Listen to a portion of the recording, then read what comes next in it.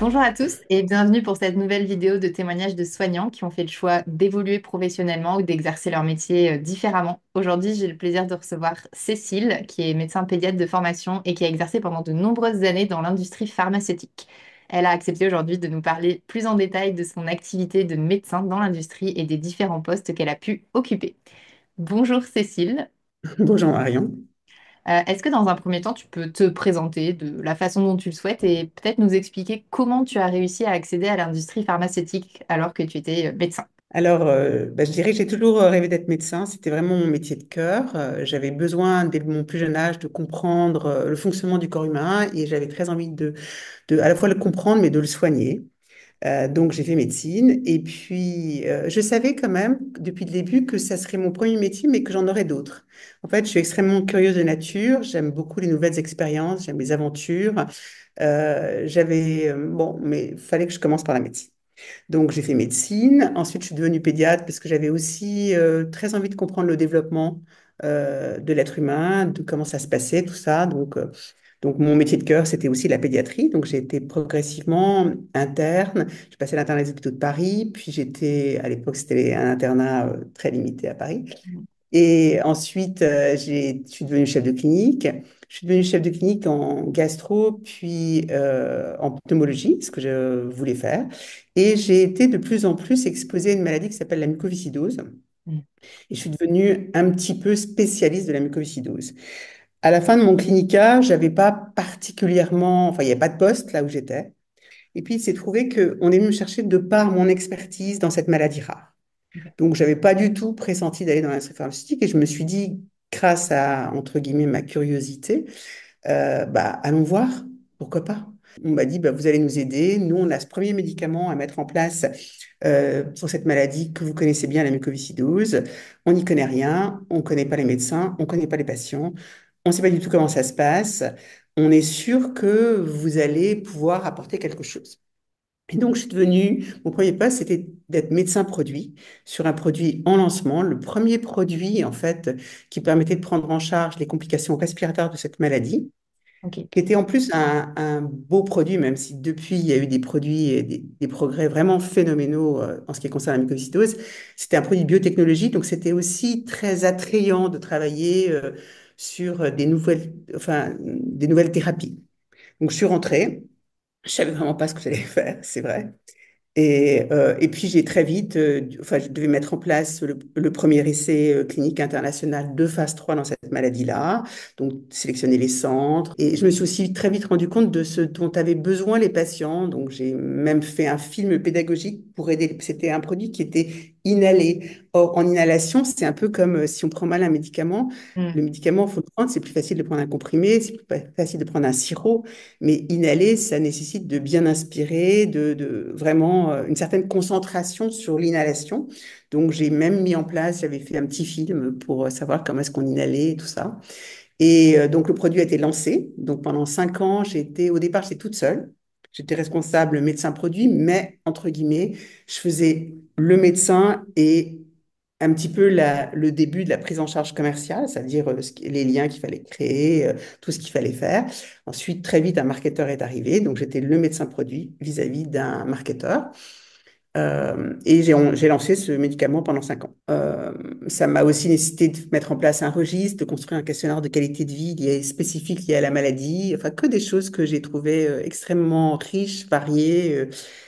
Et très intéressante. Et au début, j'étais rentrée, je précise, je suis rentrée en travaillant que 3 jours et en restant 2 jours à l'hôpital, ce qui m'a semblé être extrêmement délicat de la part de l'industriel qui m'avait recruté, puisqu'il comprenait mes incertitudes et il me laissait, entre guillemets, voir si ça me plaisait. Mais très vite, l'occupation étant tellement importante, je suis passée à 4/5e. Enfin, en fait, tu as été approché pour intégrer l'industrie pharmaceutique, tu n'as pas spécialement démarché, et en tant que médecin produit pour ce nouveau médicament.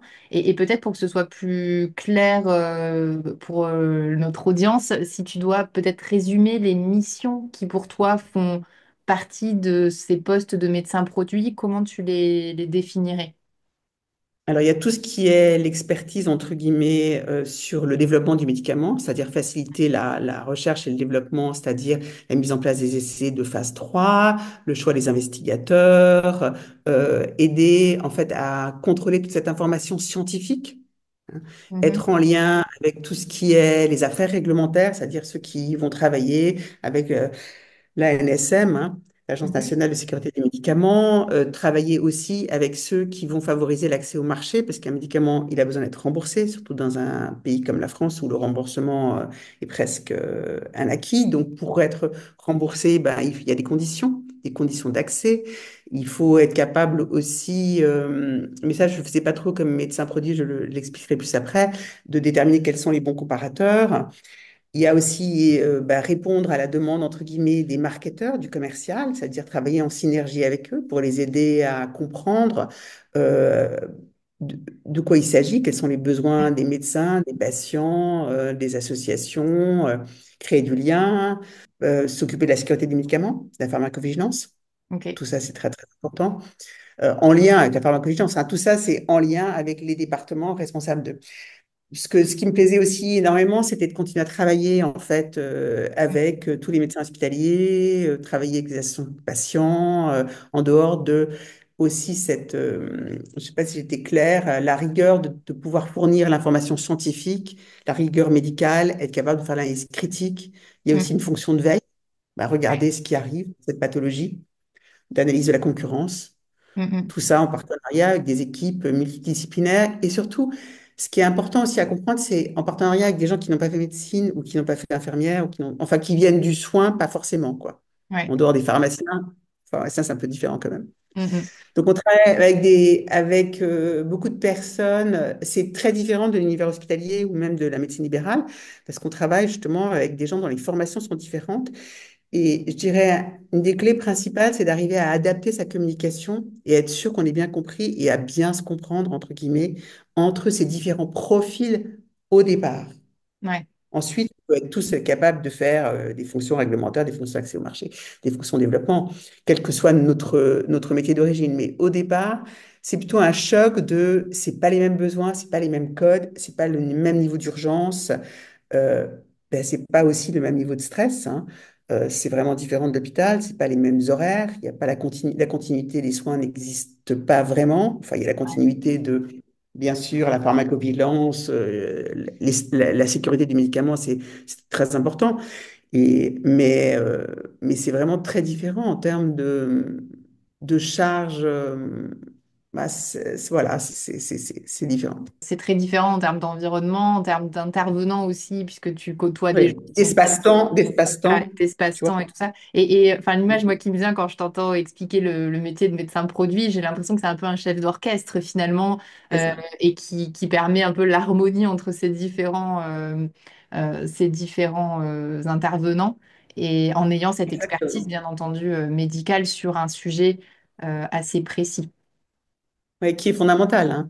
Et Mm. moi, j'aime bien l'image que tu viens de prendre, chef d'orchestre, ouais, je dirais que c'est tout à fait ça.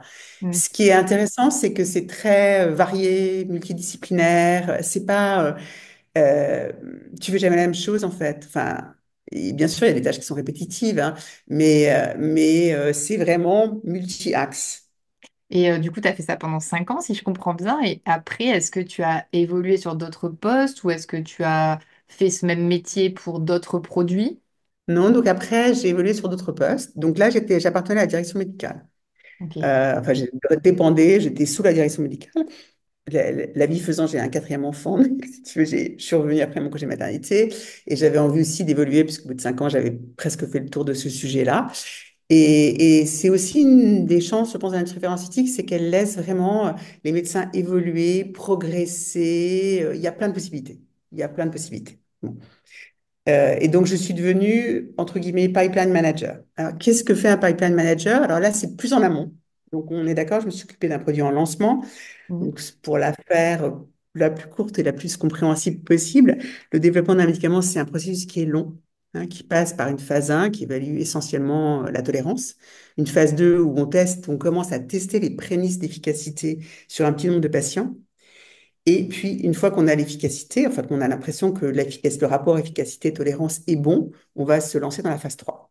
Mais il est bien évident que la phase 3, ça va être sur un grand nombre de patients et Ouais. que sur ce grand nombre, ça représente donc un investissement extrêmement important pour l'industriel. Donc Mm. cet investissement, bah, c'est comme dans tous les investissements, il faut une réflexion stratégique qui doit mener à cet investissement. Donc en tant que pipeline manager, j'étais responsable de cette réflexion stratégique, donc qui démarre au moment de la phase 2, c'est-à-dire comprendre pour telle maladie, quelles sont les modalités de prise en charge, quelles sont les conditions d'accès de ce type de médicament dans cette maladie-là, quels sont les bons comparateurs, rentrer en interface avec les personnes les plus importantes en fait dans cette spécialité en France pour comprendre quels sont les besoins, savoir comprendre avec les patients aussi quels sont les besoins des patients, avec les associations de patients, regarder les évaluations qui ont été faites au niveau réglementaire de tous les médicaments dans cette pathologie-là, regarder avec les études de marché en fait. Donc il y a toute une partie qui est optimiser le développement, c'est-à-dire une partie, je dirais, très plus médical, entre guillemets, où il faut bah, trouver le bon comparateur, parce que le comparateur, en fait, ce qu'il faut aussi comprendre, c'est qu'on ne développe pas un petit médicament pour notre petit marché, la France ou même enfin, on développe un médicament pour le monde, entre guillemets. Enfin, ça Mm. dépend effectivement dans quelle industrie on est, hein. Le développement, il ne peut pas être que franco-français, hein. Oui. Donc, donc, il est nécessairement international et on doit s'aligner, en fait. On doit s'aligner avec les autres pays. On doit s'aligner déjà au niveau de l'Europe pour Ouais. dire, bah, en Europe, il nous faudrait ça. Donc, si par exemple en Allemagne on a besoin de données patients, eh ben, on devra dans l'essai clinique mettre des données patients. Si en France on a besoin de telle ou telle chose, de questionnaire de qualité de vie, on mettra le questionnaire de qualité de vie. Et ensuite, il faut s'aligner sur lequel. C'est-à-dire que c'est compliqué. C'est quelque chose de. L'investissement est important, mais la réflexion qui est en amont en fait du développement d'un Mm. médicament est extrêmement importante. Et Ok. moi, j'ai toujours beaucoup aimé parce que je suis curieuse, ça m'a permis de rentrer dans plein de pathologies. J'ai du coup pas fait que de la pédiatrie. La pédiatrie, je l'ai continué au niveau de l'hôpital, mais je travaillais sur quels que soient les médicaments, le domaine, Alzheimer, l'ophtalmo, les maladies inflammatoires digestives. Enfin, j'ai fait. Et là, il faut aussi s'attendre à bah, finalement, pas forcément tous les médicaments vont réussir. Mm. Donc, on peut travailler 8 ans sur un projet avec des équipes transverses, hein. Donc, le Ouais. pipeline manager, c'est un coordinateur de l'alignement. Mm. L'alignement pour la France, l'alignement pour les équipes transverses. Ça rapporte au global aussi, ça explique ce dont on a besoin. Ensuite, c'est une question d'arbitrage et ça aussi évalue le marché. En fait, maximiser l'opportunité commerciale, Ouais.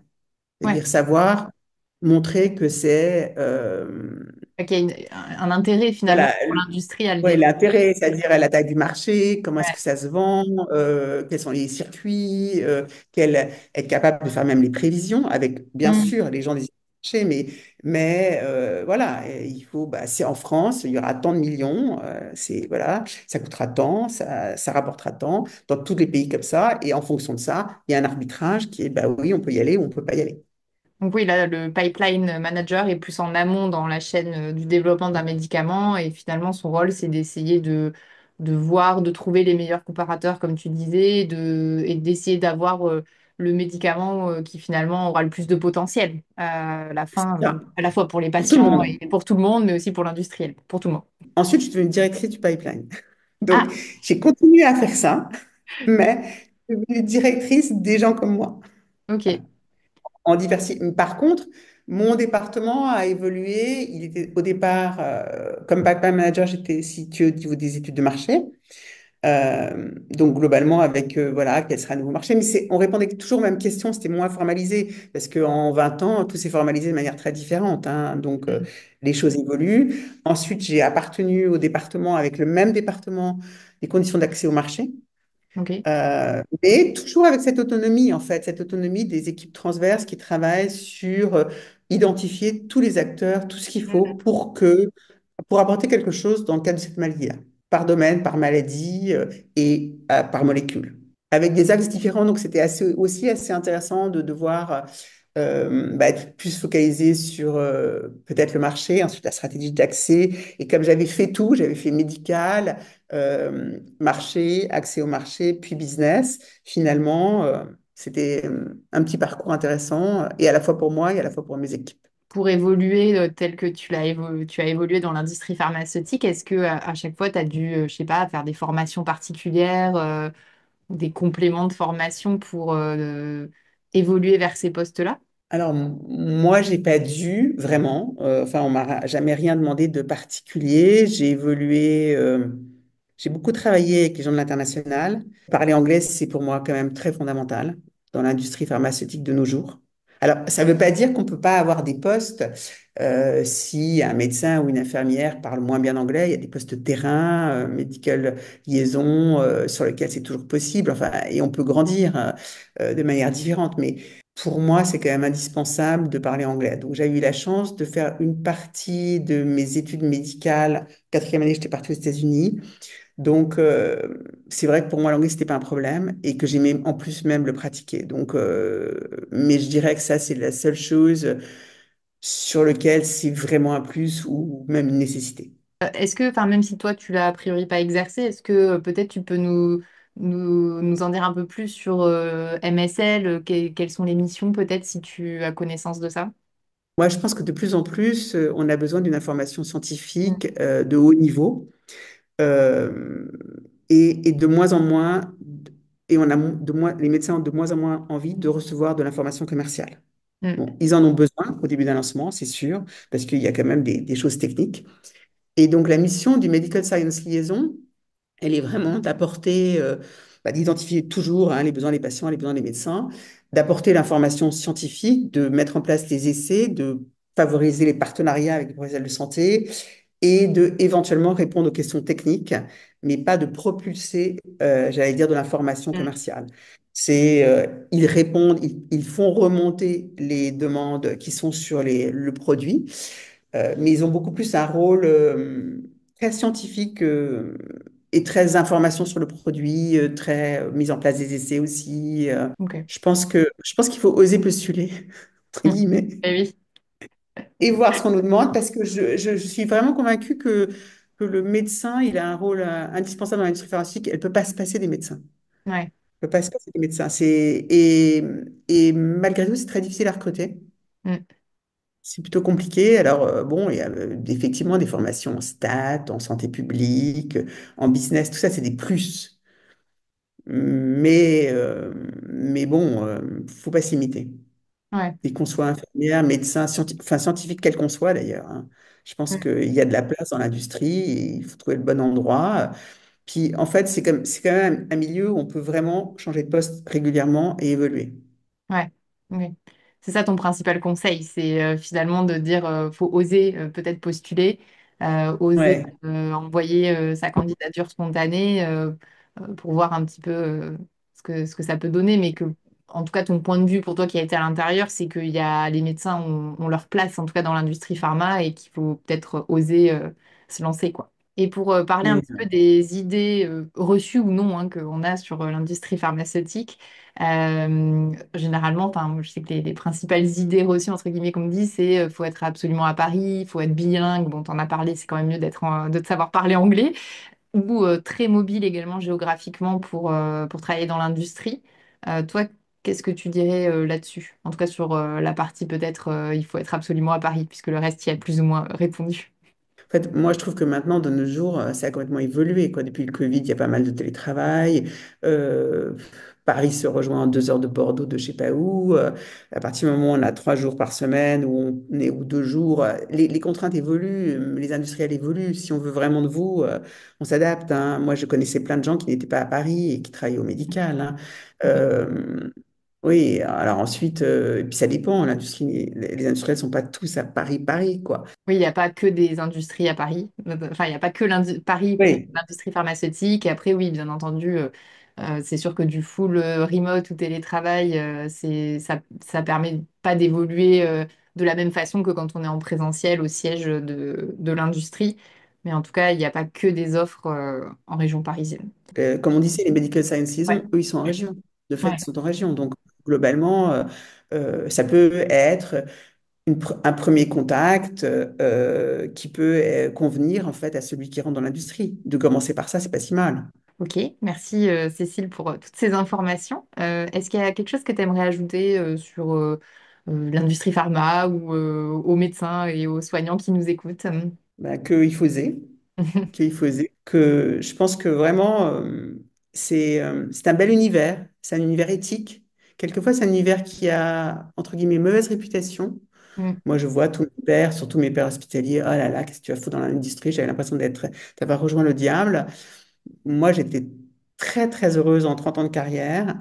J'ai fait énormément de choses. J'ai contribué à énormément d'améliorations pour beaucoup, beaucoup de pathologies et j'en suis extrêmement fière, tout en gardant un pied sur mon métier de Mm. cœur et ma volonté de continuer à soigner, prendre en charge, améliorer la prise en charge. Donc, n'hésitez pas, foncez et merci Marion pour cette interview.